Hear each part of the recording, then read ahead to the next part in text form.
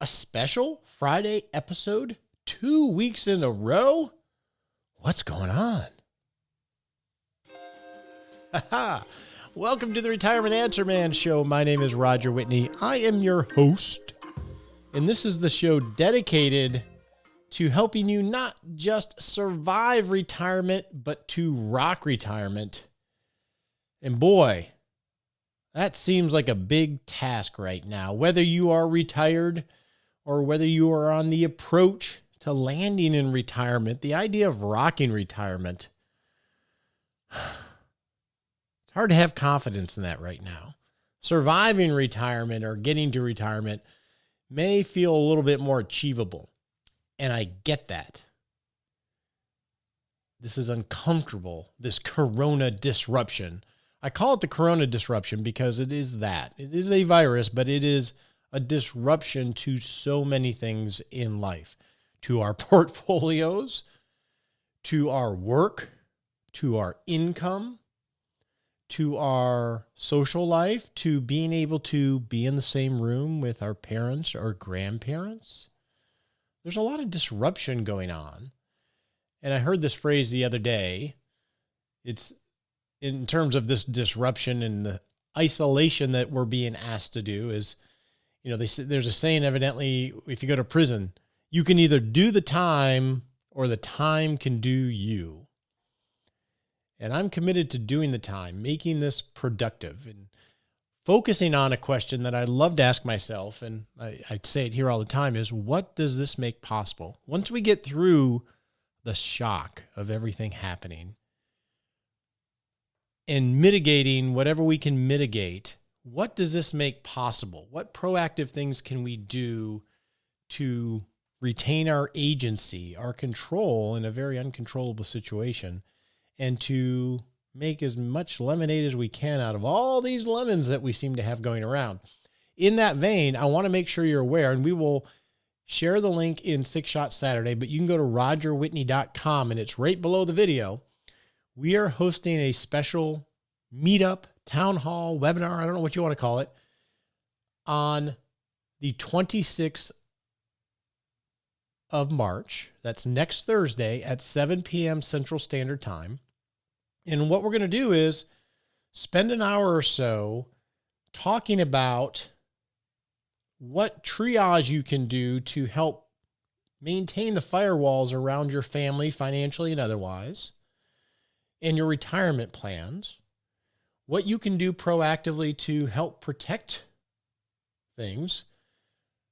And then what proactive things can we start thinking about to try to be intentional? Because all of this ends up being about, what I've shared before, the WHAM. What should I be thinking about? What should I be doing next? And then how do I do those things? So we're going to spend an hour talking about that and how do we retirement plan in the midst of this big disruption.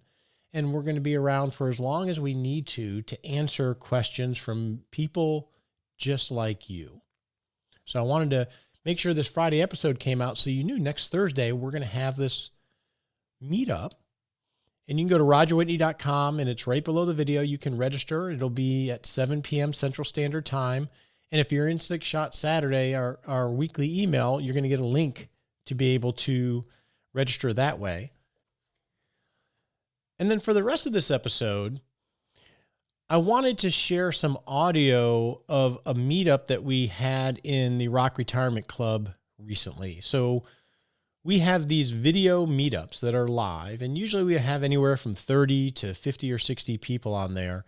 And there's some teaching, there's some questions being answered, and there's some sharing of stories. And we've really been doing a lot more live meetups during this disruption.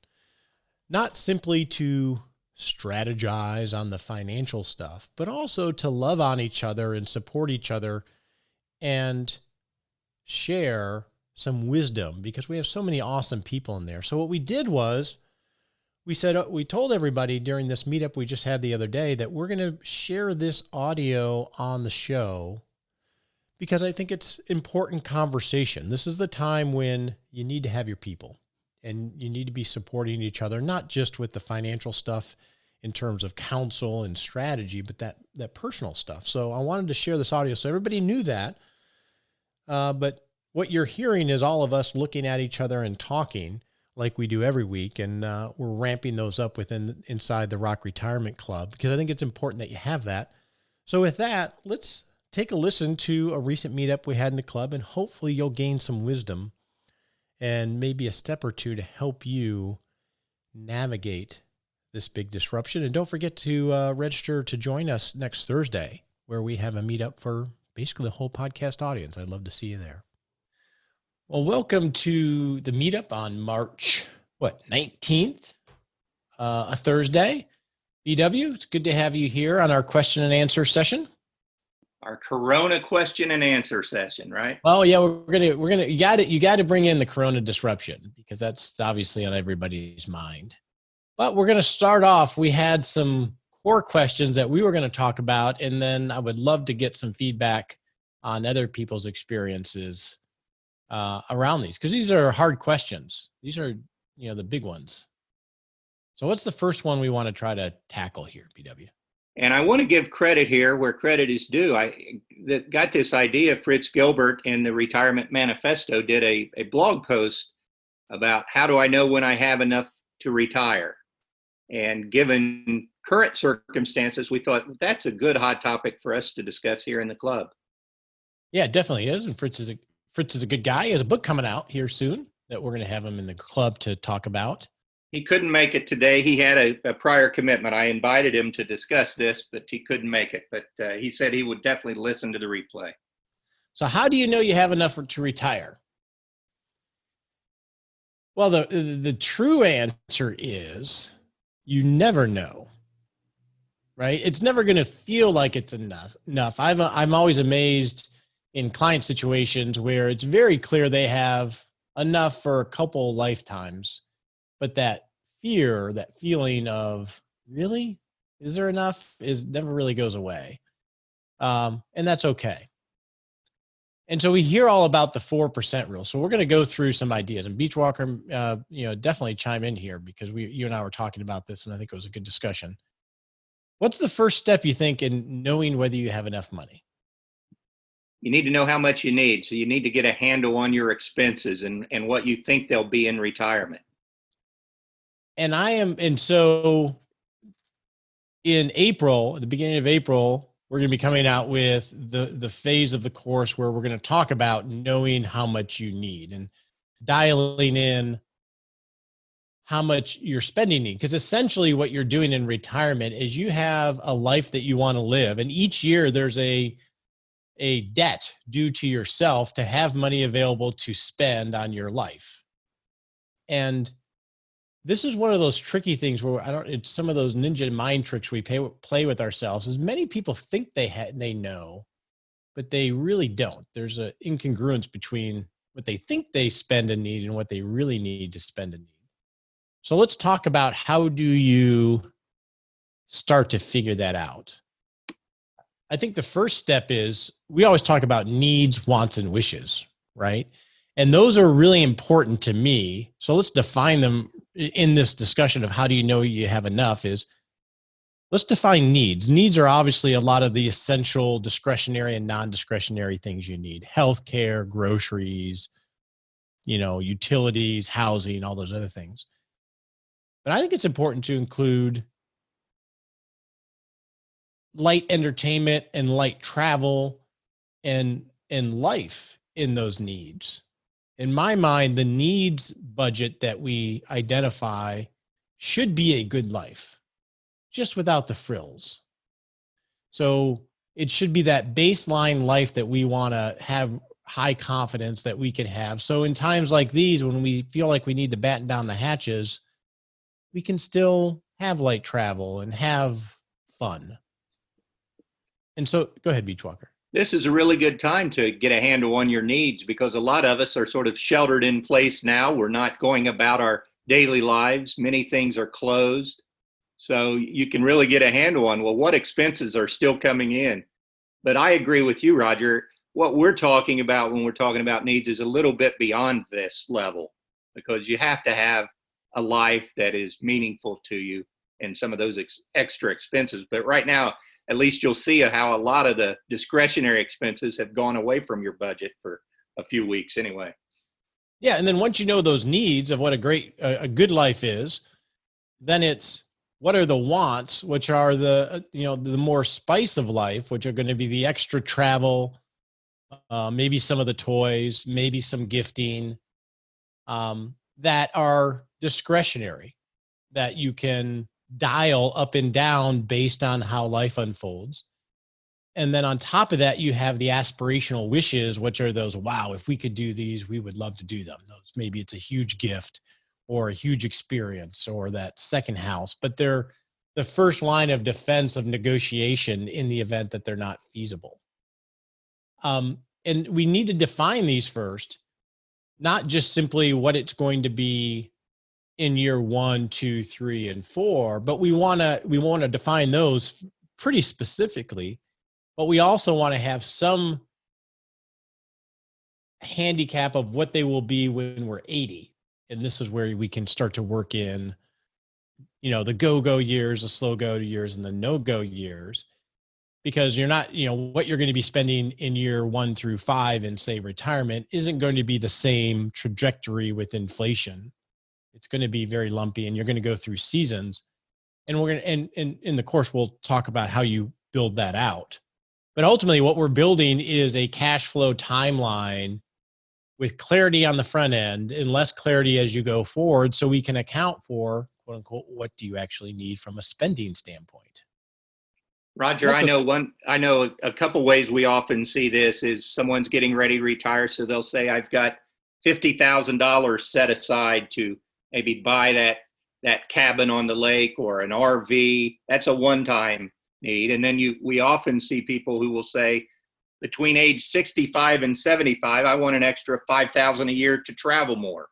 And so that's when you talk about that timeline of needs, that's how it gets built out.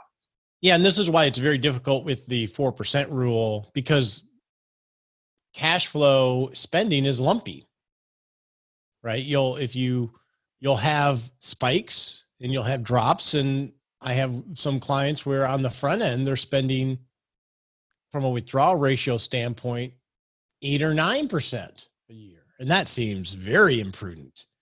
But if you look at the life of them, their spending percentage goes down very significantly because they're trying to front load the front part of retirement. You mentioned the 4% rule, which tells me we're going to move to the second phase of how do I know when I have enough, which is how much do I have? Well, yeah, and I think so when we're spending, now the next thing is, okay, what resources do I have to marshal to fund all these liabilities, right? And we have social capital, which is pensions, annuity income, Social Security. So that's going to help fund that life. And then we have human capital, which is part-time work or pre-retirement work, that is going to help fund. And so the next step is, what percentage of our needs are funded by these more guaranteed sources, especially on the social capital, right? Beach Walker, and you're a big fan of this, sort of the safety first. So let's talk about that one a little bit.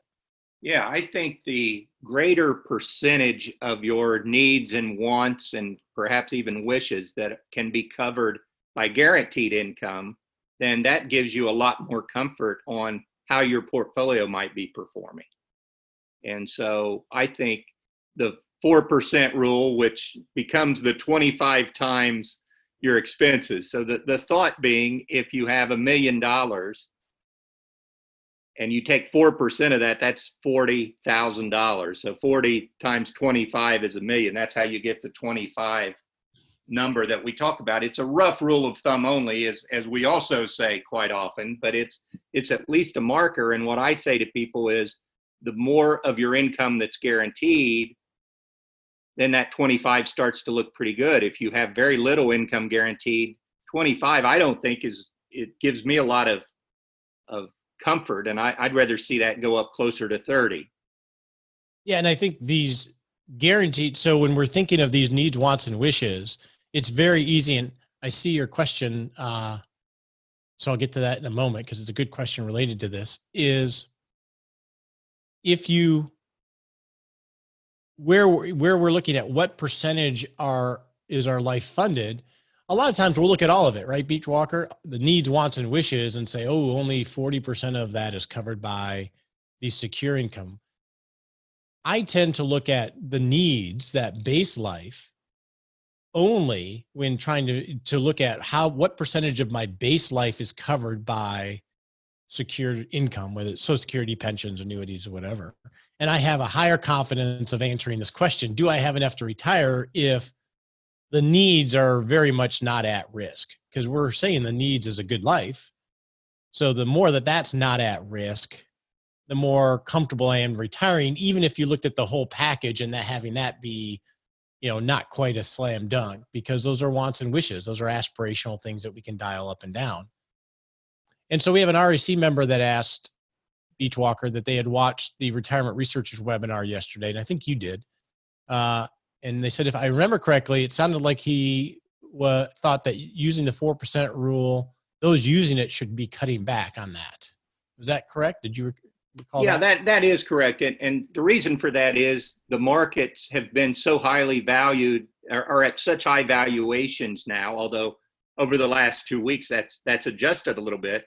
And bond rates being so low that as you project forward, we don't expect equities and bonds to earn as much money over the next 30 years as they have historically. So perhaps the 4% rule becomes the 3.5% rule going forward. Again, now that we're in the midst of this bear market, it depends on how far it falls, and it depends on when you're doing the calculation, I guess. And the difficulty I always have found with that, and I guess that's why I don't use it, is the 4% rule, whether you're thinking of it as a dynamic withdrawal rate, meaning that you apply it to the value of the accounts or the financial assets on a year by year basis. Most of us don't want or can absorb that kind of volatility in the amount of money we have to spend. And so thinking of it from that perspective, that's not any way to live in terms of having my income from my assets fluctuate in such a huge way. And I think using more of trying to secure the needs as much as possible. And we sort of get to the same solution, because the conversations I've been having with clients as we stress test things is, does it make sense to moderate some of our wants and wishes? And even when it's not required financially, meaning they could still spend the money. A lot of people choose to do it anyway because they want to do their part. And it's actually a great way to retain agency. But I think knowing where your sources of income, once you know what you need to spend, then dialing in how much is by work and how much is by social capital. Now we start to isolate how much has to come from financial capital or our money. And then we can start to get into withdrawal rates and think of a fundedness level of, in our terms, we talk about underfunded, constrained, or overfunded. Now we can start to define where we are in that spectrum, which we'll be outlining. And this is the first step, though, of getting to actually calculating those ratios. And all of this is to answer, do I have enough money from a financial perspective? Yeah, I have even another criticism of the 4% rule, and that is it takes too static a look at your retirement spending. And it's sort of along the lines that Roger was just talking about, which is your spending can vary from year to year. But the other thing that's going to vary is your own plan. If you retire at 65 and you decide you want to draw $40,000 a year, you need to draw $40,000 a year out of your investments. That's fine, but you don't just set it and forget it, which is what the 4% rule presumes, that you're going to draw that $40,000 plus inflation every year for the rest of your life. What you're actually going to do in retirement is you'll set it at 60 and say, we're going to start drawing at age 65, you'll start drawing 40, but then at 70, you're going to reevaluate. What are your spending needs? How much has your portfolio grown or declined in time? And you're going to reset it all. So this is a very agile process that we need to undertake. And so I think the 4% rule is a great rule of thumb for how do I know when I have enough to retire, but it's not really useful to you in retirement. And so I think this is at least the start of building a framework of what do I need to spend, try to forecast that out to the seasons, knowing where your income sources are, and then isolating how much you actually need from your financial assets. And now you can start to get an idea from a mathematical what most people are going to be in the constrained category, meaning statistically it should work, but depending on how life unfolds, there could be issues. And that is sort of how humans live anyway. I don't think that's necessarily. Roger, one of our members has asked if there's a formula to know if you're underfunded, constrained, or overfunded. I know that's going to be part of the course, but do you want to share some thoughts on that? Yeah, and it's going to be based on what percentages you're drawing from your assets. So overfunded would be roughly 3.5% or below. Constrained is going to be 3.5 to about 7%. And then underfunded is going to be 7% plus, on a high level, thinking of 4% rule. How much do I need for my financial assets? It's a little bit more complicated than that when you get into building the household balance sheets, but that's the general rule. So most of us are going to be constrained. And that's okay. You don't get married knowing that it's all going to work out. You make the effort and have the little conversations to make sure it works out and walk life together. And that's the whole point of being agile, right? Now, we also had a question, should a discount on Social Security payout be part of a stress test scenario? I don't think so. Now, if you are younger, let's say under 50, maybe, but if you're right there at 55 or older, I generally don't do any discounting on stress testing Social Security. It's easy to do.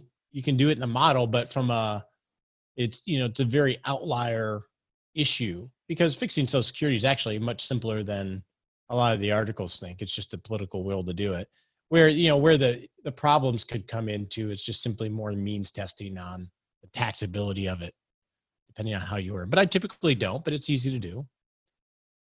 And then another question was, what impact will the recent Fed cut to essentially zero have on bond performance? Who is that just put on an Ohio State hat? Scott, you're so funny.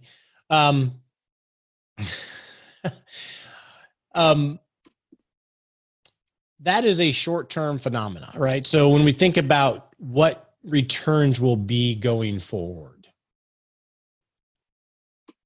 I spend very little time trying to forecast and adjust potential returns in a forward-looking basis, mainly because ultimately it's just a guessing game.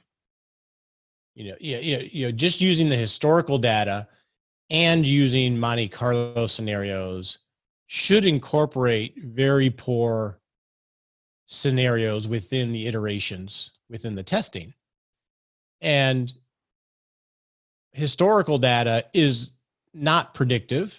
It's a guess based on historical data. And then instituting another overlay of another guess on top of a guess, I don't know if we gain gain much utility on that.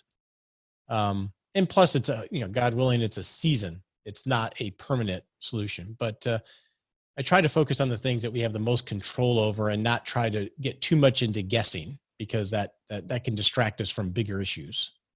Roger, one observation on bonds that I want to share is you're right. I believe I forget who asked that question, but you're right that yields have compressed and gone down quite a bit. But if you look at returns on bond funds for the year, they're doing their job as far as diversification of your equities because they're up anywhere from 6 to 12, 13% on the year. So they have done their traditional job. It's why we include bonds in our portfolio. So if you've done that, you're sitting much better now. Yeah, and I think another way to look at it, exactly, it's the ballast, right? And we have situations where clients have fairly attractive insured cash accounts within a 401k. I'm not opposed to using cash as a bond alternative on the short term. Because the bond isn't, it has been over the last 30 years about the income and the return, because we've had this beautiful bull market. But a lot of the bond is the ballast. And then it's really about asset liability matching and time segmentation of when you're going to need the money, and then investing every segmentation. I call it a pie cake, but it's just different allocations based on the time that you need it. To set those up for success statistically. And that's agnostic to bond yield. So as an example, through all the stress testing calls I've been having, the review is looking at where's our liquidity on the short term, where's our income ladder, which is sometimes cash, sometimes bonds, sometimes CDs. So we have the first 5 years of consumption, what people need to spend in retirement, paid for. That has been a godsend right now, because the money that is at risk, that is really moving up and down, really has a 5-year plus time frame. And we're going to go through that exercise, whether bond yields are at 0 or whether they're at 7. So good question. So now anybody have any other comments on how do we answer? This is the beginning phase, and that's really what the foundational course is about, is how do we answer? Do I have enough? But this is the process that we're going to build out and go through so we can calculate these ratios. Anybody have any other comments or questions or on this more mathematical question? So now, BW, we're going to pivot to the second question, which is related to the first, but sort of approached in a very different way. It is. And it is, how do I gather enough courage to retire? Courage. And I see this a lot. And how do I actually do it? If I'll never know truly if I have enough, and whether I have to live in the proverbial trailer, which is, the story I tell every now and then. How do I actually pull the trigger? This is much less a mathematical problem than it is a vision problem. And BW and I were talking about this before, and we talk about it a lot, is, if you think about you're standing there, the goal would be to start to think about what your life will look like on the other side, and create an ideal world, create such a compelling vision that it's just pulling you over to making the decision. You're so attracted to the vision and the life that you have mapped out that you just want to get there. That would be the ideal, but some of us have a hard time with that. So BW, how do we start this journey of having the courage? Well, one thing I talk to folks about is think about what your job that you're going to be giving up and retiring from is giving you now, and then how you'll replace that in retirement. So we talk about 5 things that a job provides us. The first is financial security, and we've already talked about knowing when you have enough money to replace that financial security that you get from your paycheck, from your portfolio. But a job also provides you with time management, with socialization, a sense of utility, and then just as importantly, and very importantly for a lot of folks, it gives you a sense of status or significance in the world. And so what we have our coaching clients do is tell me how you're going to replace each of those functions when you're retired. So for time management, how are you going to spend your day? You need to imagine how you're going to do that each day. You need to decide, my work friends are my whole life. How am I going to replace that when I'm not seeing those folks every day? The sense of utility, having a job, having someone pay you to come in every day and do a job, that gives you a sense of utility. Are you going to feel useless when you retire if you don't have anything important to do on a day-to-day basis? So how are you going to replace that in retirement? It could be a part-time job. It could be volunteering. It could be taking up hobbies with a passion, but you need to do something so that you feel useful. And then finally, that status and significance. This is where we really get the big one. And how do you create a purpose or a meaning to your life in retirement that work used to give you and your career used to give you? Well, I think, and I don't know if you have to have all those answered, right? I think agree. the key is to start thinking about it. Remember back when you were graduating high school, I think we have a lot of lessons we can learn from other life changes. Back when you were graduating high school and you're either going to move out on your own or you were going to go into college, you had a drop dead date that all those things were happening. And that forced you having to think about, what am I going to do when I'm in my dorm? Who are my friends going to be? The purpose was the degree or the education, but you had to drop dead date that forced you, and then you just had to go figure it out. Right.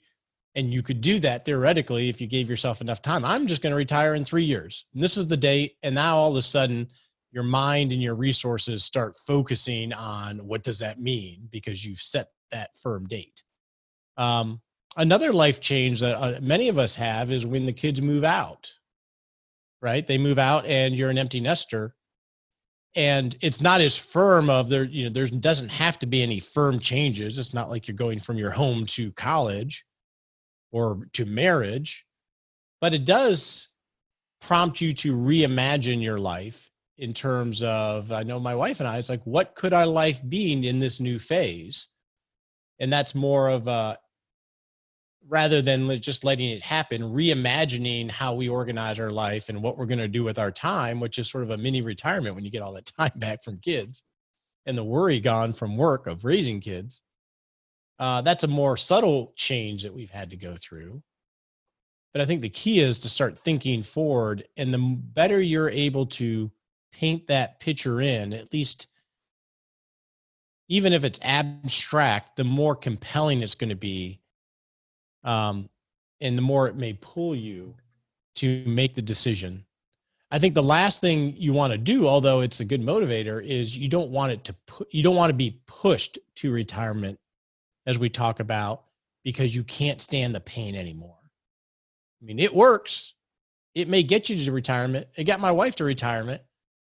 She called me up. I can't do this anymore. I'm going to leave today. Okay. I'm like, okay. But then she had to figure out what she was going to do when she jumped into that ocean without as clear a view as she could have had. That's okay. That can work. And maybe that's what it needs. But I think the more you can be pulled rather than pushed, the better the transition will be. Roger, I think this question about how do I gather the courage to retire is especially apropos right now, given what's happened recently with the markets. I was talking to an RRC member the other day who was 2 or 3 years from retirement, and, oh no, is this going to delay my retirement? And I said, no, you're in the best place to be. And yet we don't feel like it, do we? We all feel a little apprehensive, a little scared of the markets and what's happening right now. But if you think about it, the worst thing you can do is retire at the peak of a bull market and then watch the market collapse right after you retire. Get it over with now going into retirement, and you're actually better off. We usually feel just the opposite of the actual reality. Yeah, and I have a number of clients that are recently retired. And so they retired at the top of the last bull market, now that we're officially in a bear market. And so that's like the worst case scenario, right? And I think we're blessed that, think of it like an airplane landing, and retirement is landing. The time to think about building, knowing how much you need, and, the number stuff, how much you need to live a great life, knowing how much you need from your financial resources so you can build the income floor that we talk about, which is low end 2, but usually 5 years. That is like preparing for landing in an airplane, right? And you want to start thinking about that before the trade tables have to go up, right? And you build these things in place so as you approach the landing of retirement, the wheels are down, people are buckled up, everything is safe. And we've been, very lucky that at least in this iteration of life, the people that, literally have retired in the last quarter or 2 quarters, all of those income floors were in place. So even though we've flipped to a bear market in the matter of 19 days, they already inoculated themselves to sequence of return risk that we talk about all the time. Roger, we've got a couple of good ideas from members in the chat about how to gather the courage and what will make you more comfortable about retiring. One is to start depositing your paychecks into your cash management account while you're working and using that account then to draw your expenses from. So in other words, you're pretending as though you're in retirement while you're still working and getting used to it. I think that's a great idea. That is a wonderful idea. And I think another good idea is to consider pre-retirement in working in some fashion as sort of training wheels for real retirement. It gives you the purpose, the social, the financial, even if the financial is, I've had people that, make $200,000 plus a year that do pre-retirement where they make like 30 or 20. The money still helps, but I think it's the agency that it gives them that can help them have the confidence, because they're in our minds, well, I could just dial it up. I could work more rather than just jumping in. It's like wading into the water rather than jumping off the end of the dock. Some people like to jump. Some people need to wade in. I'd be curious for anybody that's retired, and you can share in the chat or you're welcome to unmute yourself. When you think back to the other end, how did you find the courage to pull the plug? Anybody want to share? Why don't we start with you, Beachwalker, since you're retired, technically? I had set a date and was going to hold to it. And so the courage thing didn't come up for me that much. I had just decided I'm going to do this. I'm going to change, and went for it. So you did the set the date mode and let the project sort of be determined by that. Exactly. I needed to wind down my career and the things that were going on at work. So that had a big glide path to it to do that the right way. And so once I started down that glide path, I just continued with it. Okay. I like that approach. It focuses, you scuttled the ship, so to speak, right? Oh, mentally anyway. Exactly. It was happening. And if anybody else wants to share, you can unmute and just talk. Jim had a good quandary is, should I maximize my financial situation, or do I have enough? The answer to the first question is yes. And they still have trouble pulling the trigger, mainly because when we retire, a lot of times we're in the maximum earnings years of our life. We're earning more than we ever have in our life. And the steward in us it makes it feel like, wow, how could I give that up? That would be not prudent. Hey, Roger, can you hear me? Yes, sir. This is Jim. So I had a kind of a unique perspective in that I worked for a large company and was in management, and they offered a bunch, buyouts to everybody, basically, thousands of people. People of my age, which was in the mid 50s, it was interesting talking to them because that's what the question was. They were in the highest earning years of their life, probably going to earn a little bit more. Some people were like, I have enough, I think, and I hate this job. I'm leaving. I have friends that are very happy that they're, doing handyman work and just, happy as a clam, making a little money. I have friends, and I probably am in this a little bit, where it's just, uneasy. I think what Beachwalker said earlier about the things that are important to you in the work life, remain important to you, about your sense of, value and all that. And so, it's just how people are wired, I think, a lot of times, whether or not they want to, treat their life like a business and say, I'm going to get the most money I can, or if they're going to say, I could die in 5 years and I have enough. So anyway, that's the background between that, because a lot of people took the buyout. A lot of people didn't take the buyout. I was going to take the buyout, or I was going to retire in 2 years. The buyout was approximately that. So I got 2 years of kind of money without working, but I gave up a lot of flexibility because in 2 years I could have decided not to retire, and I can't decide that anymore. So can I ask you a question, Jim?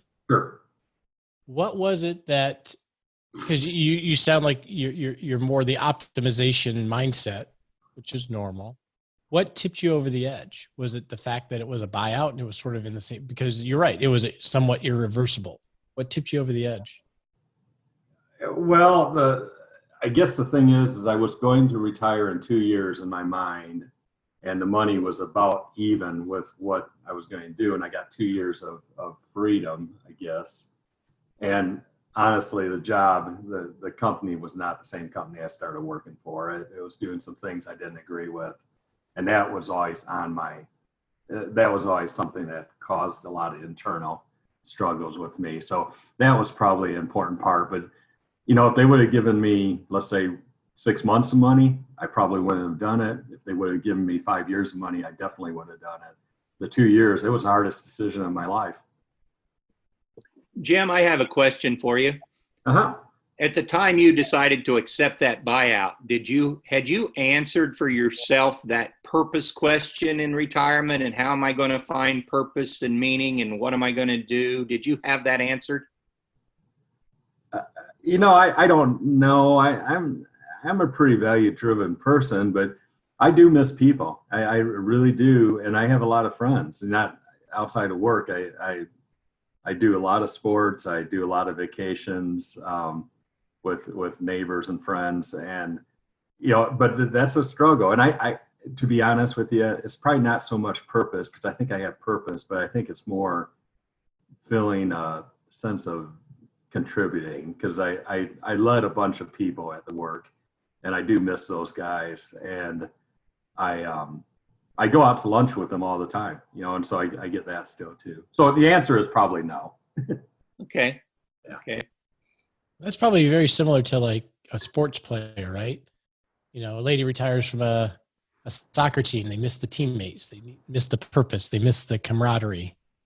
That's funny, because last night, I don't know if you guys heard, there's a virus going around. So I was just watching TV, and a special on Michael Jordan was on probably ESPN or something like that. And they had it, the whole premise of the special was when he retired from basketball, and then he went to play baseball. He wasn't very good at baseball. He went back and came back to basketball. And he talked about when he first retired, well, I might decide to unretire. And that's kind of was my thought too, is I still I do some consulting still, but I still kick around that. But to be honest with you, I am old, and it's hard to get paid, what I got paid before necessarily, but I do some pretty, decent consulting that does pay pretty well. So, but anyway, Michael Jordan, you're right about the sports. Yeah. Is because, he came back because of that. It wasn't because of money. Yeah, you see that over and over with Yeah. sports people for sure. Yep, definitely. And I think some of the things, and another member had a comment about their pension had got to the point where it was going to cover 50% of their income anyway. And they were already living on 50% of their income. And so that was the tipping point. And I think some of this has to go to their comment on, they knew what they needed. They had already done test runs and were living on lower than their income. And they knew what their expenses were because they had done that work. And then when you get somebody like Jim, they already had a lot of things lined up. So when a decision point came, they were much more equipped to make it because they knew what they needed. They knew where they were going to go anyway. And it just made the decision that much easier when those inflection points are offered to us, sometimes out of the blue. Roger, Jim's comment about should I maximize my finances or do I have enough is a very common question that many people ask at the time, pulling that trigger. It's so common, there's a name for it, the one more year syndrome, which is, boy, if I just do one more year, I'll be so much better off. And then we've got another question here, or another comment about when it became clear that life is short and I didn't want to work and then pass away.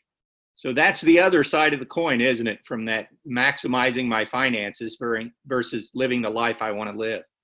Well, I think that's part of the transition from sowing to reaping that we all have a hard time, because most of the time, we've been spending since we were 5 growing in school and then college and then career and building savings to pay for college and to build up for retirement. We're hardwired and institutionalized in the saving optimization mindset.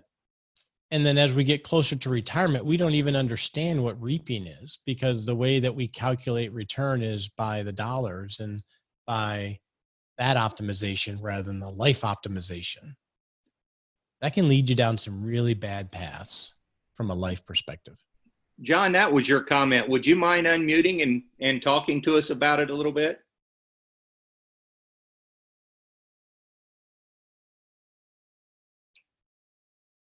Hello, I'm here now. Hey, John. So, John, I was fascinated with your comment about, deciding, okay, forget about the money. Life is short.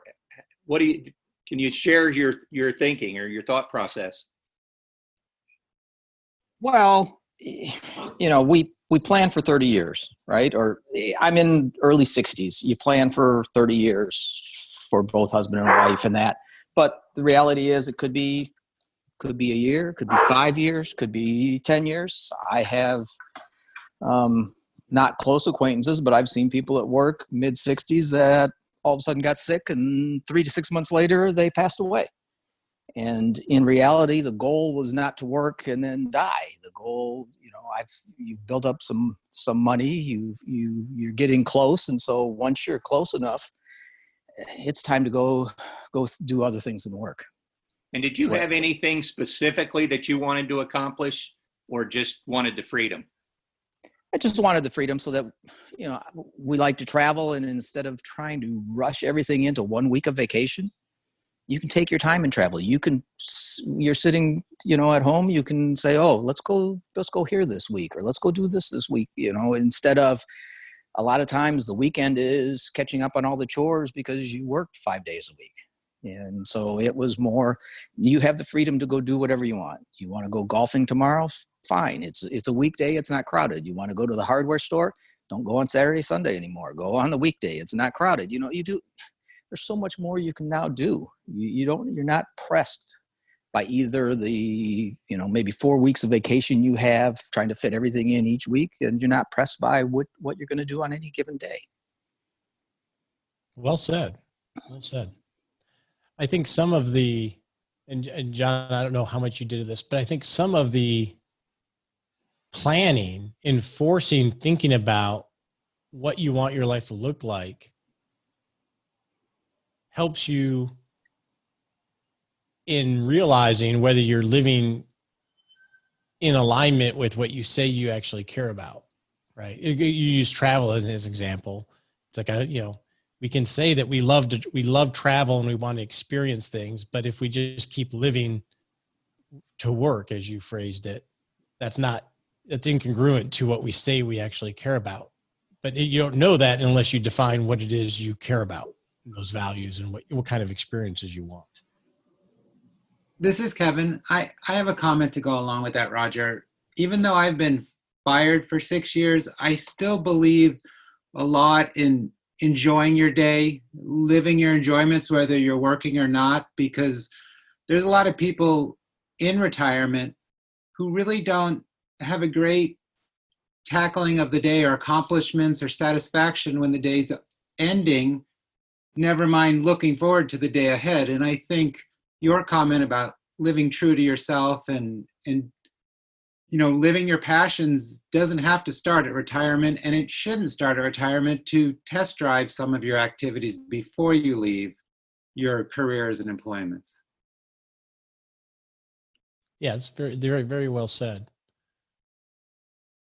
I think one opportunity we have if we're struggling with this that may actually buy you more years in work, which is sort of counterintuitive what we're saying, but I think this is a special opportunity.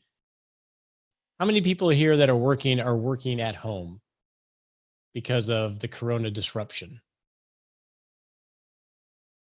Probably the majority of them. Pretty much everybody I talk to is working from the house. I often have conversations with people that are not retired yet that just want some time freedom, and we set projects to talk about how do we persuade our company or our boss or our department to allow me to work from home 1 day a week, because some corporations are much more accommodating to that than others. And we've had, lots of, okay, how do we actually have that conversation to help them, lead them to say that this is in their best interest?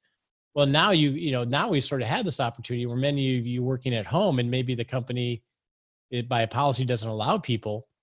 I'm sorry, Jim made a comment on my wife driving him nuts because he's working at home. Now is an opportunity to embrace working at home and really start to document how productive you are. So when we go back to quote unquote normal, you can say, you can demonstrate, and however you frame it, man, I was so productive in working at home. Would you be cool if I did this once a month or once a week? And just that might get you your test, and you'll have some data to show how productive you were. And it might open the door to something that might not have been open again or before. That's interesting you say that, Roger, because that's actually where my husband is hoping to transition to. We'd like to retire him in 5 years, and he's had the opportunity to work from home, hence why I had to move to a different room. He gave me the stink eye a little bit when our meetup started.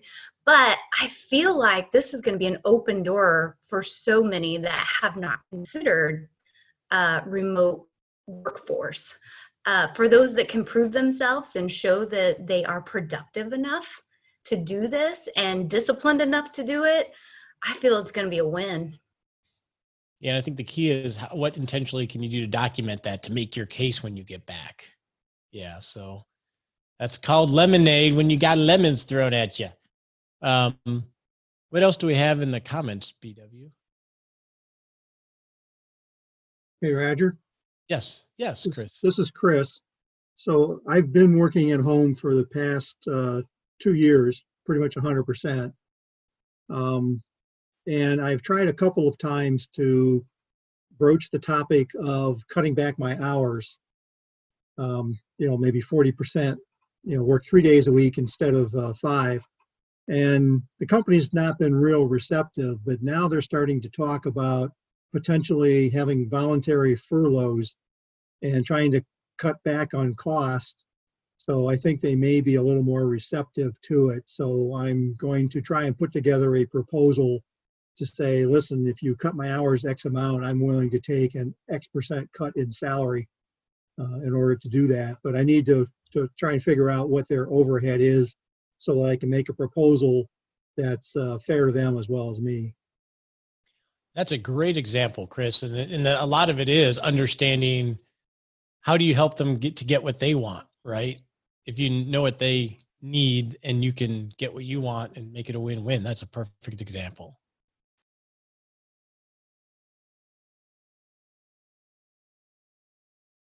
I'm reading comments here. We always have a very active chat, BW, and it's hard to keep up when you're talking. I'm not that skilled. Yeah, I'm doing the same, Roger. So maybe we need to pivot a little bit on how do we have, if we feel like we have enough money, we've done the work and maybe we've created some compelling vision. how do we do that? Let's say we were scheduled to retire here in the next 6 months, even the next year. How do we do that in quote unquote, given this situation in these uncertain times? It's difficult. I have a few clients that are scheduled to retire within the next 4 months, and they're all on track. I was surprised actually mentally that they were still, nope, we're going, it's going to be done. So how do we navigate all, especially right now, because there's so much uncertainty with the virus, with the economy, with the markets? How do we navigate still having the courage to retirement, even if we have done all the work and we've sort of created that vision? You have any thoughts on that, BW? Well, I like how I throw you these very softballs. Exactly. We should have prepped better. No, I think part of it is understanding that when the market is down, that's actually a good time, because what happens when the market goes down? Eventually it goes back up. And so it is counterintuitive. Our recency bias eats at us and we think, oh, it's going to keep going lower and lower. And it might for a while, but eventually it will go up. So it's sort of the old, do you sell high or low? And here you want to sell when it is high, not low. But I think if you've done the other work too, this is the time to stress test. Am I still okay even now? Right. This is a good stress test for that. Right. But if someone has decided, like you say, you've got someone 4 months, they're planning to retire. What I wouldn't do is I wouldn't run a retirement plan based on the current valuation and think, is that enough to do 30 years on? Because this is an artificially low valuation. And so what you want to look at is, again, we talked about that guaranteed income floor that you've got from your pensions, your Social Security, your annuities.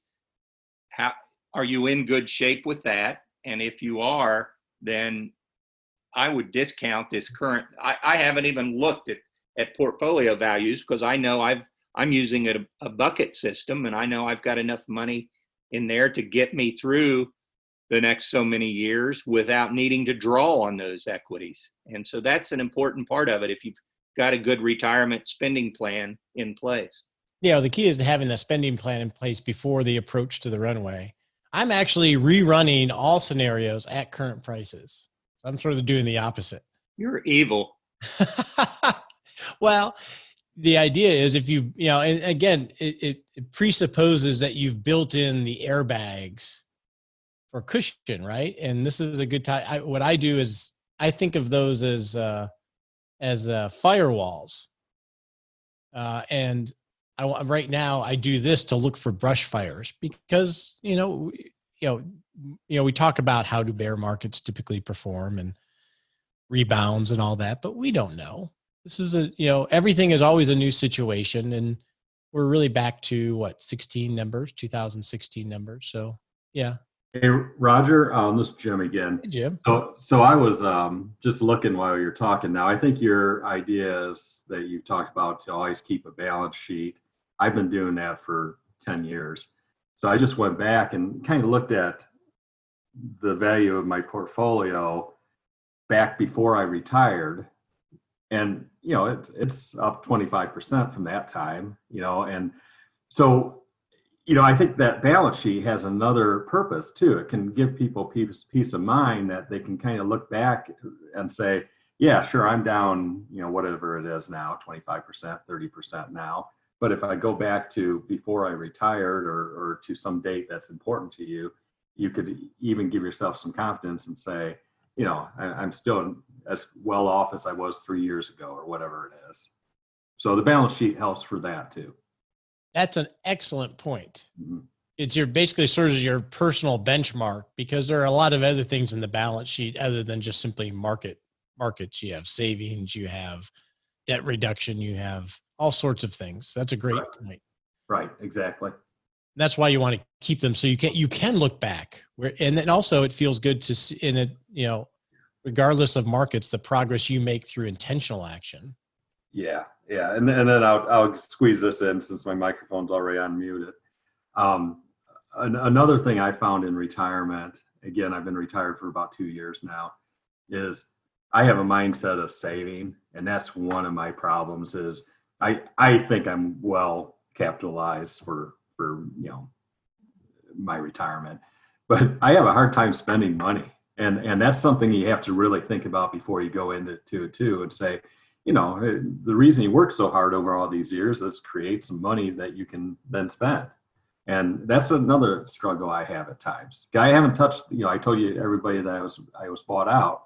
I haven't touched that buyout money. It's still sitting in that credit union. And so that's kind of funny, because I said I was, going to take the buyout and it gives me some money, but then I don't touch it. So anyway, that's my 2 cents. That's a really good point. It's like we've spent decades filling up the silo on the farm as we're sowing. It's hard to empty the silo and reap and not have more planting in terms of savings and investing.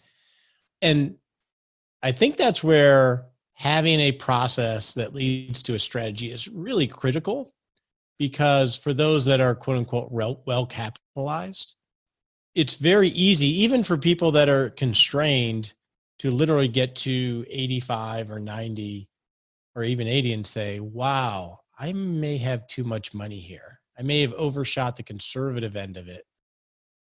And that just means more will be passed on to somebody or something, which isn't necessarily a bad thing, as long as it's intentional. And the key is finding that balance, because you're trying to land on a battleship you can't land on a battleship. You're trying to land on an aircraft carrier in the middle of a storm. Is we want to have as much life and still be okay later on. And that's not easy. That takes being agile. That takes dialing up wishes, dialing down wishes, dialing up wishes as life unfolds. Hey, Roger. Jill, can you unmute? Jill retired a little over a year ago. Retired a year ago last December, so been retired for a while. So, Jill, you're the perfect candidate for someone who retired at the wrong time when we see the sequence of returns risk. You don't want to have a down market right after you retire. Congratulations, Jill. Well, thank you. I've got a pension, so I'm not really worried. But man, my stomach is just, I'm just sick because I see my portfolio going down, down, down. And I know that I have more than enough. I'm planning to leave to charities and my kids, but it's so heartening. I just think I might lose it all. Maybe I should cash out, and I know I shouldn't, but it's hard. So I'm glad, Roger, you're having these meetings so I can stay with my plan. Okay, but Jill, okay, forget about the portfolio and what the markets are doing. Are you enjoying being retired? Well, that part of it was a really hard decision to retire. I worked with my son.